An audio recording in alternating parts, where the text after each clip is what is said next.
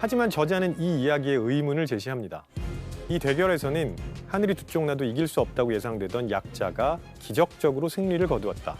다윗과 골리앗이라는 말은 있을 법하지 않은 승리에 대한 비유로 우리의 언어 속에 새겨졌다.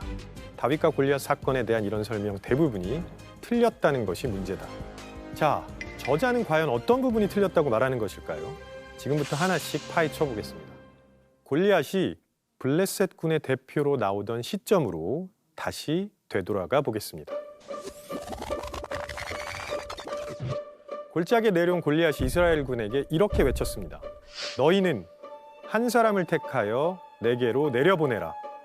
우리는 여기서 골리앗의 한 사람을 택하여라는 문장에 주목해야 됩니다. 골리앗이 이스라엘 군에게 소리쳤을 때 그가 요구한 것은 1대1 결투라고 불리는 싸움이었습니다. 전쟁 중에 양쪽이 야전에 돌입했을 때 심각한 유혈 사태를 피하기 위해서 저마다 대표 전사 한 명을 선택해서 내려보냈습니다. 골리앗은 자신과 비슷한 전사가 나와서 칼과 창 등을 사용해 결투를 벌일 줄 알았을 겁니다. 다른 방식으로 싸울 것이라고는 생각조차 하지 않았겠죠. 그런데 다윗은 1대1 결투라는 관례를 존중할 의사가 없었습니다. 다윗은 이스라엘 왕이 싸우라고 준 칼, 갑옷 이런 걸 다 거절하고 대신에 매끄러운 돌 하나를 선택해서 싸움터로 향했습니다. 골리앗이 사정거리에 들어오자마자 다윗은 1초 남짓한 시간에 물매를 발사했고 그대로 골리앗의 이마에 명중했습니다. 근접전을 준비하고 있던 골리앗은 아마도 매우 당황했을 겁니다. 과연 다윗이 골리앗을 정정당당하게 이긴 것인가 하고 불편함을 느끼는 분들이 있을지도 모르겠습니다.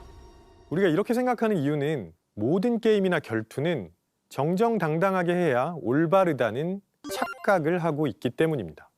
특히 생사를 오가는 전시 상황에서 이런 생각은 정말 위험할 수도 있죠.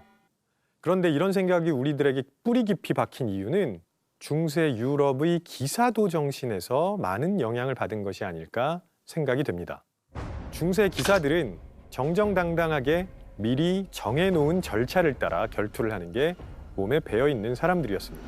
심지어는 칼로 싸우는 시합을 하는데도 정해진 횟수만큼 번갈아서 상대방을 공격할 수 있었다고 합니다. 중세 유럽에 결투 재판이라는 게 있었거든요. 증인이나 증거가 부족한 민사사건의 해결책으로 두 당사자가 결투를 벌이게 한 후 승자에게 무죄를 선고하던 방식인데요. 보통 결투를 신청받은 사람이 무기를 정할 수 있었습니다. 그리고 이런 방식의 결투 재판은 19세기까지도 관습적으로 이루어지는 경우가 많았다고 합니다.